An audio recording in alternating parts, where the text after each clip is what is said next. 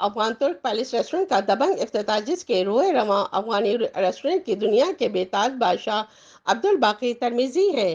افتتاحی تقریب میں کاروباری سماجی شخصیات شریک ہوئیں۔ میاں منیر ہنس نے عبدالباقی ترمیزی اور دوستوں کے ہمراہ ربن کٹنگ کی۔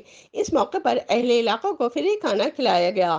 ڈھول کی تھاپ پر منچلوں کا رقص۔ عبدالباقی ترمیزی نے بتایا کہ وہ پچھلے 25 سالوں سے عوام کو لذیذ اور حفظان صحت کے عین مطابق کھانے کھلاتے آ رہے ہیں۔ ریسٹورنٹ ان کا شوق ہے۔ افغان ترک پیلس ریسٹورنٹ میں ترکی کھانے بھی پیش کیے جا رہے ہیں۔ ہمارے ریسٹورنٹ میں ترکی سے منگوائے گئے 2 ایکسپرٹ شیف لذیذ کھانے تیار کر رہے ہیں۔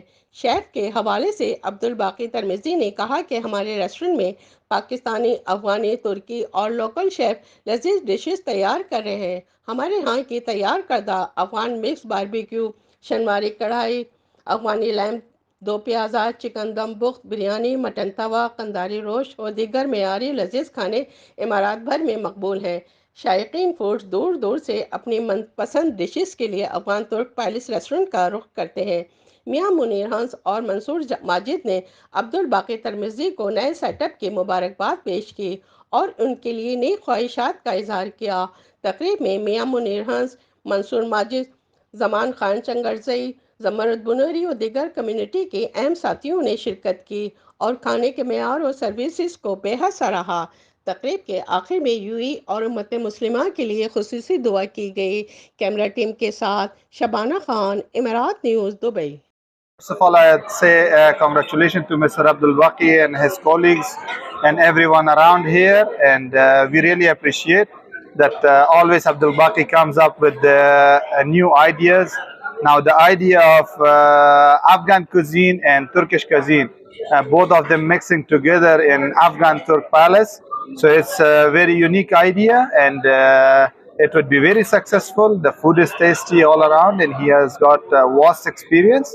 And I congratulate him on here, and we have already decided that we will be coming from now on to this restaurant.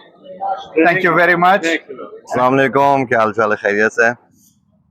یہ افغان ترک پیلس اصل میں تقریباً 20-22 سال میرا تجربہ تھا ریسٹورنٹ کا، ادھر افغانی پاکستانی ریسٹورنٹوں کا۔ تو میں 2-3 سال ترکی ہو کے آ گیا، تو ترکی میں ادھر کے کھانوں سے انسپائر ہو کے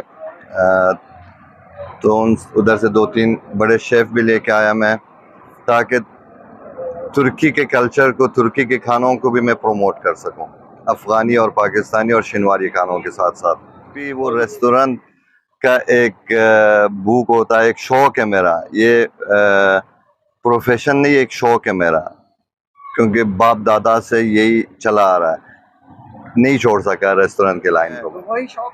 ریسٹورنٹ اور کھانا سرو کرنا میرا شوق ہے، پیسہ کمانے کا ذریعہ میں نہیں بناتا ہوں، کوشش کرتا ہوں کہ لوگ اچھا کھانا کھا کے مجھے دعائیں دے دیں، اور باقی برکت اللہ دینے والا اللہ ہے۔